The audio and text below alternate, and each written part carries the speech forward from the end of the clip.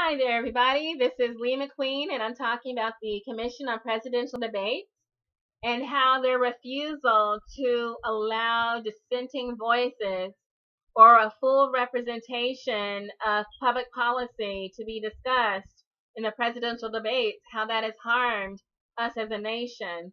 They claim on their website that their purpose is to provide the very best knowledge of public policy issues at the presidential level.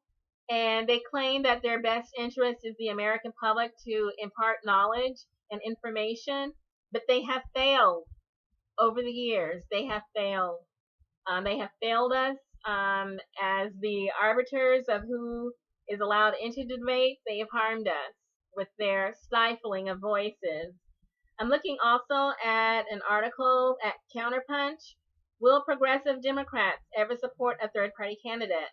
And this article is just going through the years of how third parties have been treated by the Democrats and how they're not allowed into the debates and how their voices are stifled. This article starts off its examples in 2000, but I'll go back even further with Ross Perot, 1992.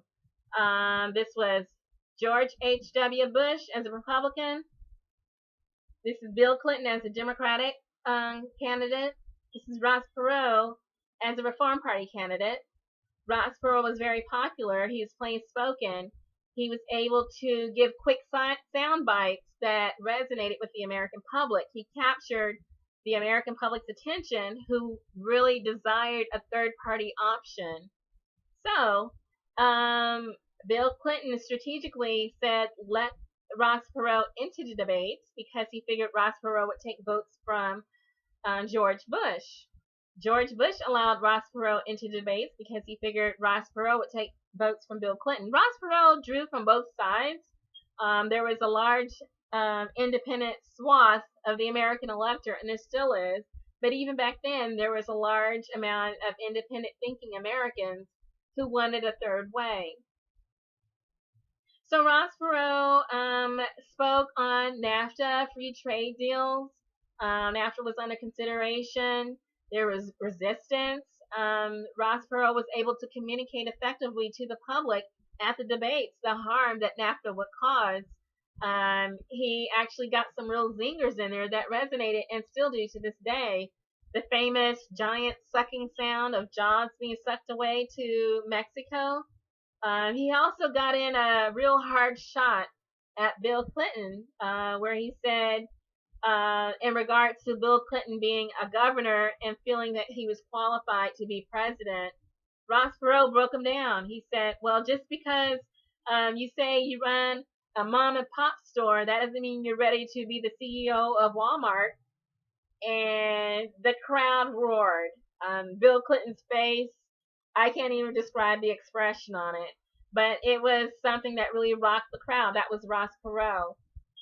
He brought a lot of honesty and truth and just plain spokenness into the debates, which neither Bill Clinton nor George H.W. Bush appreciated. Ross Perot had approximately 22% of the vote, but Bill Clinton still won. It turns out Ross Perot affected George H.W. Bush's voting bloc. But that was the service that Ross Perot gave to North Americans when he was allowed into the debates. He educated us on these North American free trade deals and how they affected us negatively and how it harms the workers. No one believed him back then, but we know it now. If only people had listened. But anyway, fast forward to 1996. This time, Bill Clinton doesn't have anything to do with Ross Perot. Even though he still won in 1992, Bill Clinton knew that Ross Perot was effective in reaching out to the public and just translating these hard economic issues and, the beginnings of military issues very clearly. Bill Clinton didn't want to have to expose himself like that. And so Bill Clinton was running against Bob Dole, and you would think it would be Bob Dole who objected, but it was Bill Clinton who did not want Ross Perot in the debate. And so that voice of economic responsibility, of America First, of being guarded and safeguarded against negative free trade deals, that voice was stifled. Ross Perot did not do so well in 1996, and also the American public was a loser in that too. We could have used more education on these issues. Okay, and then again, I talked about Jesse Ventura, how his allowance into the debates allowed him to come from behind and then become the governor of Minnesota. That's the effect of reaching people. That was how he was able to get his message out. And then the electorate of Minnesota, who didn't want to have any further to do with the left or the right, they wanted a third way. They chose Jesse Ventura. Now it's 2000, and then we come to Ralph Nader, Al Gore, and then George W. Bush being in the race. A lot of people forget that Pat Buchanan was in that race too. And so there's a full range of views represented in this race. Two views are stifled. They are not allowed in. Ralph Nader and Pat Buchanan are excluded. And then the Commission of Presidential Debates also put in a 15% baseline. After Ross Perot, after Jesse Ventura, they said never again, and they put in that 15% baseline on top of the majority of electoral votes being on the ballot. So they were excluded. Al Gore, George W. Bush faced each other. They were fighting for the middle. They were fighting here for middle voters. That meant this part of the electorate and then this part of the electorate were unrepresented in the debates. Their voices were excluded. There's no opportunity for dissent. And so it focuses on Ralph Nader, but I'm going to say if Pat Buchanan had been included in the debates, we may not have gone into the Iraq War. Yes, I'm saying that because Pat Buchanan's social policy was pretty horrific. If you're progressive like me, you would say, oh my gosh, no way. However, his foreign policy made sense. It was entirely sensible. That would have been a voice needed in the presidential debates to talk about America's foreign policy, the best way to proceed forward. Pat Buchanan wanted limited military engagement overseas. He said there's no reason to go around building empire, focusing on imperialism, when we need to be taking care of things at home. That was his issue. That was his platform. He was saying, you know what, rather than do that, be the world's policeman, how about we maintain our military force at readiness until American interests are directly affected? Doesn't that make sense? And whether one agrees or disagrees, there was a representation in the American electorate that would have wanted to hear his voice in the debates on how to proceed forward. He was excluded. His voice was stifled. We went to the war in Iraq. Hillary Clinton voted for it. There was no one there to stop it or speak against it. So that voice was not represented in 2000. And in 2002, you know, the rest is history. We also had the Patriot Act. That passed through Congress, little to no discussion. Hillary Clinton's voting yes, yes, yes, yes, yes. No one's saying much of anything else. We needed different voices inside the debates to represent a full spectrum of the American electorate. That's the harm the Commission on Presidential Debates caused our nation when they stifled dissent. So 2004. Oh, and also in 2000, Ralph Nader again was representing the Green Party, which he represented a lot of environmental views. He represented a lot of domestic issues, but environmental, global warming, renewable energy, those types of issues, that should have been in the presidential debates as well. That voice was stifled, and here we are 16 years later. Things have only gotten worse. We have not developed our renewable energy infrastructure. at a rate that we should have or could have because of the Iraq War. If different voices, again, had been let into the debates, where would we be today if that had happened? Commission on Presidential Debates, what say you? Okay, so fast forward to 2004. Ralph Nader is running again. He is not running as a Green. He's running as an independent. The Green this year is David Cobb. And then Nader's running as an independent. This time, David Cobb is promoting a safe state strategy. Everyone's been reprimanded. Third-party candidates have been cowed into submission. But still, people are running. They are not allowed into debates. And in 2004, we're still deep inside warmongering. It would have been a service to our North American public, to our citizens here at home, even to our military troops, if we had had dissenting voices examining our foreign policy strategy from all angles, rather than John Kerry trying to out-Republican the Republican and trying to prove his military gravitas, and still failing because people are like, well, if I want to vote for a Republican, I'll vote for a Republican rather than a Democrat masquerading as a Republican. George Bush won again. Even despite the cowing of third parties into submission, fighting for the middle, George Bush won. So, again, the Democratic candidates are blaming everyone but themselves for not representing their electorate, for not listening to progressive voices, for not participating in the liberal discussion, but instead moving to the right, fighting for the center. That strategy only worked for Bill Clinton. It did not work for Gore. It did not work for John Kerry.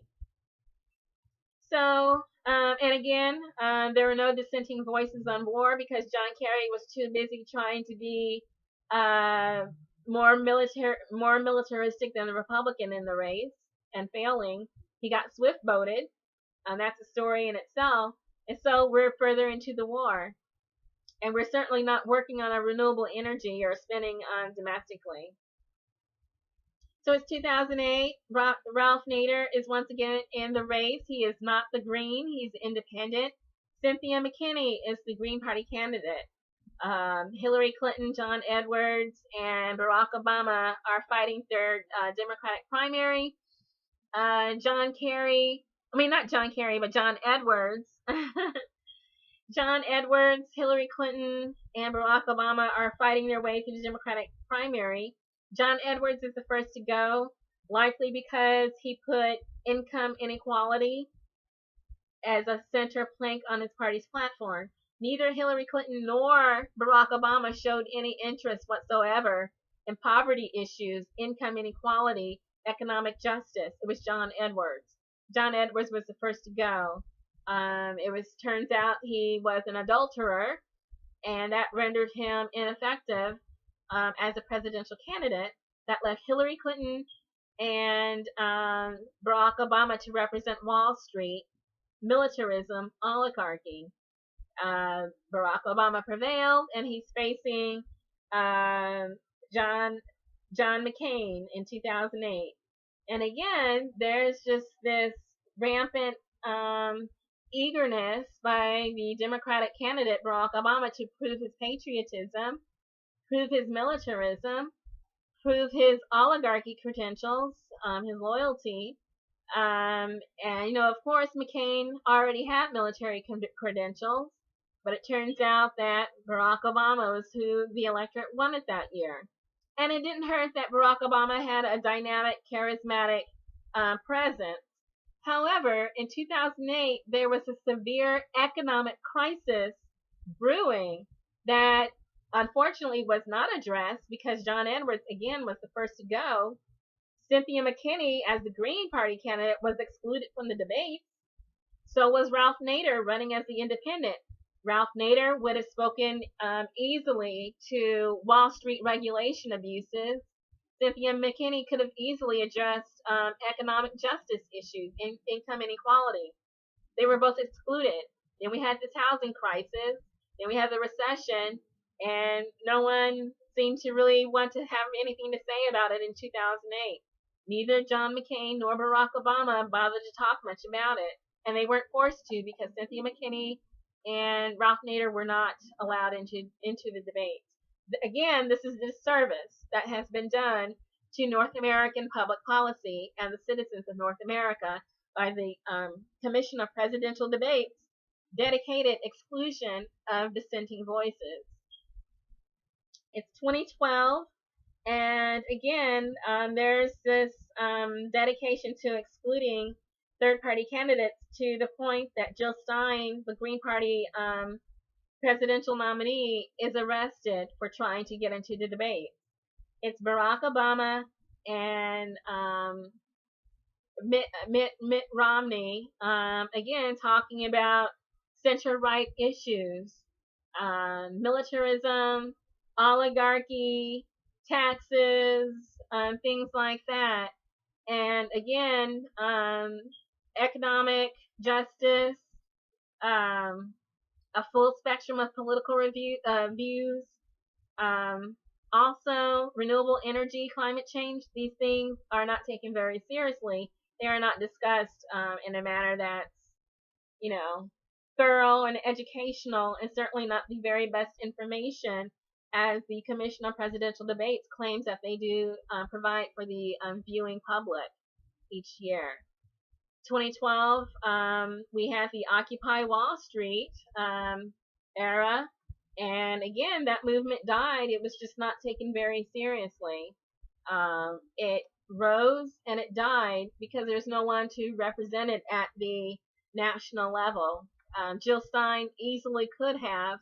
Her voice was stifled. So we have that economic crisis that no one seemed to be very interested in.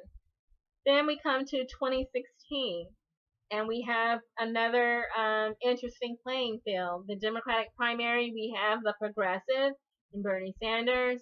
We have the center-right establishment candidate in the vein of Al Gore, in the vein of John Kerry. And I would say Barack Obama, but there's just a lot of charisma and excitement lacking. But there she is, Hillary Clinton. And of course, we saw what happened with that, where Bernie Sanders, his entire presence was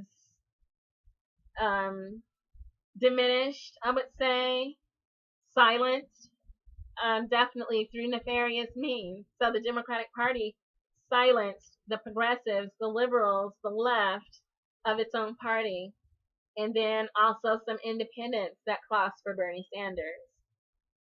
We have the Republican and Donald Trump, who easily won his primary without any discrepancy with the exit polls. But, there's populism that's rising up. People are excited about their potential participation in the fall elections. But then you see these shenanigans exasperated by mainstream media, corporate rule over the voting process, the exit polls, the machines themselves, corporate rule over the debate process, corporate rule over the media, again, silencing voices, silencing dissent. But there's still time to correct the mistakes of the past. Each time the Commission of Presidential Debates excluded third-party options, the North American public suffered an inbred public policy that held us back, pulled us backward, and made a lot of people suffer here at home and abroad because of our failed domestic policy and our just abysmal foreign policy. We have a foreign policy that's out of control. We have a candidate that says no fly zone over Syria, going to start a war with Iraq, Russia, Syria, whoever, will do some regime changes. It's out of control. Our foreign policy, it is way out of control. It's inbred. It's just a disaster. It's mutated into something horrendous to the point that even the American public has said over and over in poll after poll that they want a third-party option in the debates. We have two third-party options, Jill Stein and Gary Johnson, that each bring something to the table. They're on a sufficient number of ballots to potentially win the election, to come up with 270 electoral votes. They have an entire political apparatus that gave them ballot access, sufficient ballot access to win electoral votes.